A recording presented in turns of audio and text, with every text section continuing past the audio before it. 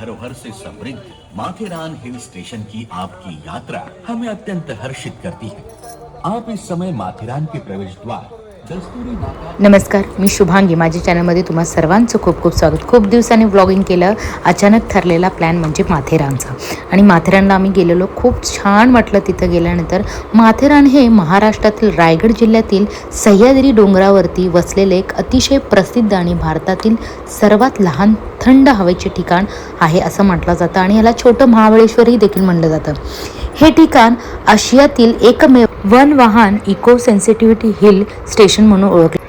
माथेरानला काही पॉईंट्स दाखवण्यासाठी आम्हाला गाईड घ्यावा लागला. आणि गाईड घेताना तो आम्हाला समजवत होते की एवढे एवढे पॉईंट्स आहेत, त्यामधले तुम्हाला 9 पॉईंट दाखवण्याचे एवढे रेट आहेत, परत 6-5 पॉईंट काही दाखवण्याचे एवढे रेट आहेत असे सांगत होते. आणि तोपर्यंत आम्ही ते सांगत असताना मी इथे घेतले मस्त करवंदे आणि स्टार फूल म्हणून एक होतं तिथे, आणि शेंगा बिंगा होत्या. तर मला करवंद फार आवडतात, तर मी करवंद घेतले. तिथून जवळ मंकी दिसला येताना, कारण की मंकी पॉईंट देखील इथं आहे, कारण की ते खाण्याच्या वस्तू पकडतात नेहमी, म्हणून तिथे सावधानगिरी पण पाळायला सांगितले. इथं टायो ट्रेन म्हणजे जे ब्रिटिशकालीन तयार केलेली ही ट्रेन आहे, जे नेऱ्याला उतरल्यानंतर आपण ह्या ट्रेननी प्रवासवरती माथेरानला करायचा असतो. तर जाण्यासाठी आम्ही फायनली घोडे घेतले. प्रत्येक घोड्याचे 2100 रुपये होते. आम्हाला 9 पॉईंट्स दाखवणार होते तिथे. तर आम्ही प्रत्येक घोडा एक घेतलेला, कारण की हा जो 25 किलोमीटर हा प्रवास होता तो घोड्यानेच करायचा, कारण की वरती कोणत्याही पेट्रोल डिझेलच्या गाड्यावरती जात नाही, म्हणूनच तिथलं हवेचे ठिकाण शुद्ध आहे आणि प्रदूषणमुक्त आहे.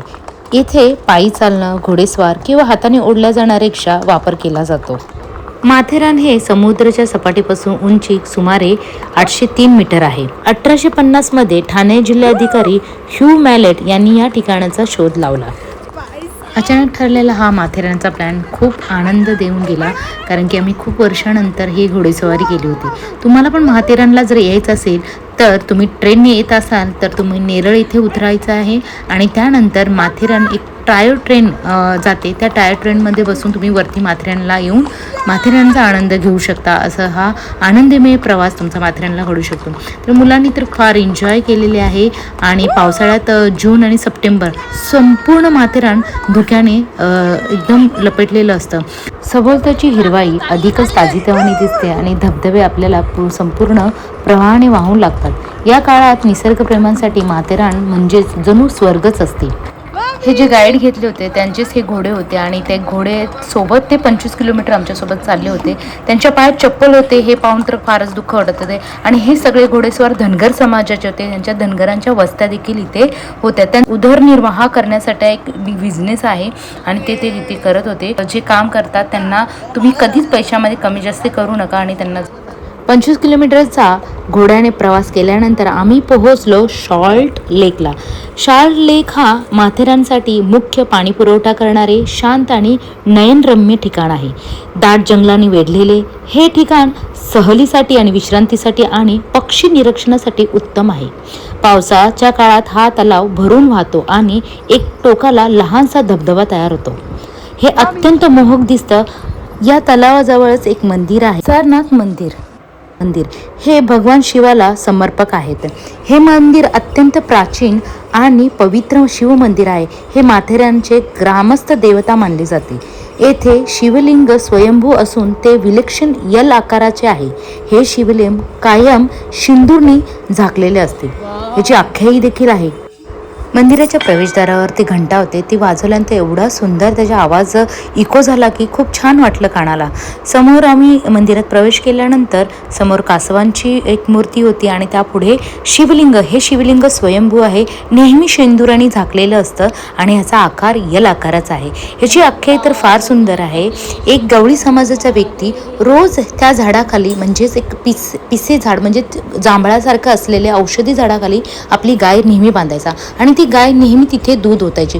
दूध ओतल्यामुळे तिथे लोकांनी तो जागा साफसफाई केली, तर तिथे पाहिलं तर हे एल आकाराचं स्वयंभू शिवलिंग तिथे सापडलं. मग त्या शिवलिंगाचा तिथे स्थापना केली, आणि त्या पिसाकी झाडाखाली असल्यामुळे त्या देवाचं नाव पिसारीनाथ म्हणून असं देवाचं नाव ठेवलं गेलं.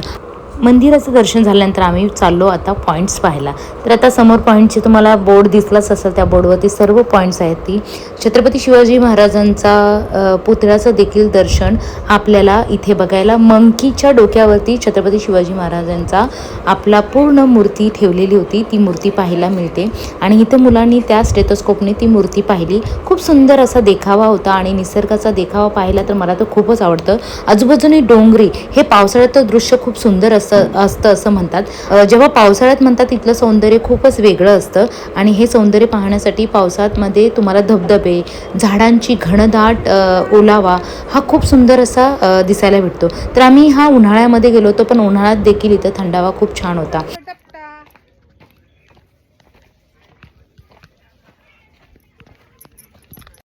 इथले काही पॉईंट बघून झाल्यानंतर आम्ही इथे थोडे फोटोशूट देखील केले आणि तिथून पुढे आम्ही मग पुढचे पॉईंट पाहण्यासाठी आम्ही पुन्हा घोड्यावरती स्वार झालो आणि पुन्हा आमचा तो प्रवास सुरू झाला. तुम्ही पाहत असाल की आम्ही पुढे गेल्यानंतर एक 2 पॉईंट्स होते. एक पॉईंट होता की इको पॉईंट होता, जिथे आपला आवाज दिला तर तो परत आपल्याला आवाज मिळतो, असा एक पॉईंटवर गेलो. आणि त्यानंतर छत्रपती शिवाजी महाराजांचा संग्रहालय होता तिथे सर्व जेव्हा त्यांनी लढाईच्या टायमिंगमध्ये जे इन्स्ट्रुमेंट वापरले होते ते सगळे तिथे ठेवले होते. आणि इथे बघा ना तुम्ही, चिपटं, मापटं, शेर, असं जे आपल्याला जे धान्य मापायचे जे मेजरमेंट होते ते देखील आम्हाला इथं बघायला भेटले. म्हणजे जुन्या पद्धतीचे जे होते ना ते आम्हाला इथे इन्स्ट्रुमेंट बघायला भेटले. हे तुम्ही बघताय ते छत्रपती शिवाजी महाराजांच्या लढाईमध्ये वापरल्या जाणाऱ्या तलवारी, भाले वगैरे होते. त्यांनी कशी लढाई केली याचा सुद्धा लेख इथे सगळीकडे लिहिलेला होता आणि हे आताच्या पिढीला दाखवणं अत्यंत इम्पॉर्टंट होतं. त्याचप्रमाणे आम्ही आमच्या मुलांनाही दाखवलं. हे तुम्ही पाहत असाल तलवारी, किती मोठमोठ्या तलवारी होत्या आणि इथे त्यांचा पायांचा ठसा देखील होता, तोही आम्हाला पाहायला मिळाला. आणि इथं त्यांच्या आई त्यांना जे ज्ञान देत होती लढाईचं ते देखील दृश्य इथं दाखवलेलं आहे. प्रबळगड हा माथेरानच्या जवळ प्रबळ पर्वतावर वसलेला एक ऐतिहासिक किल्ला आहे. एकेकाळी छत्रपती शिवाजी महाराजांच्या ताब्यात असलेला हा किल्ला ऐतिहासिक, प्रेमिक आणि साहसिक सैनिकांसाठी उत्तम ट्रेकिंग ठिकाण आहे. किल्ल्यावर प्राचीन अवशेषे, पाण्याच्या टाक्या आणि निसर्गरम्य दृश्य पाहायला मिळतात. ट्रेकिंगचा मार्ग या माध्यमात कठीण असला तरी पावसाळ्यानंतर हिरवाईमुळे तो प्रवास अत्यंत निसर्गरम्य होतो.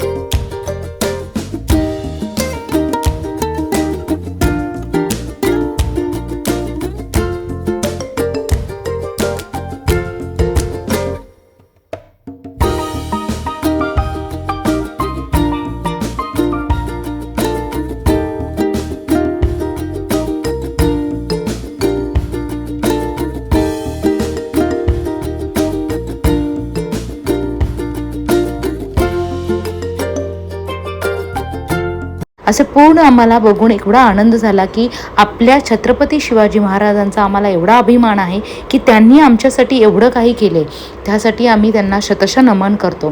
आणि तुम्हाला जर माझा हा व्लॉग आवडला असेल तर नक्कीच या व्लॉगला एक तर लाईक नक्कीच करा आणि आणखीन आवडला असेल तर तुम्ही तुमच्या फ्रेंड्सला शेअर नक्की करा, म्हणजे त्यांनाही हे पाहायला मिळेल. तर तोपर्यंत तुम्हा सर्वांना माझ्याकडून खूप खूप धन्यवाद पूर्ण व्हिडिओ पाहण्यासाठी. Thank you so much. पुन्हा भेटूया अशाच छानशा व्हिडिओमध्ये.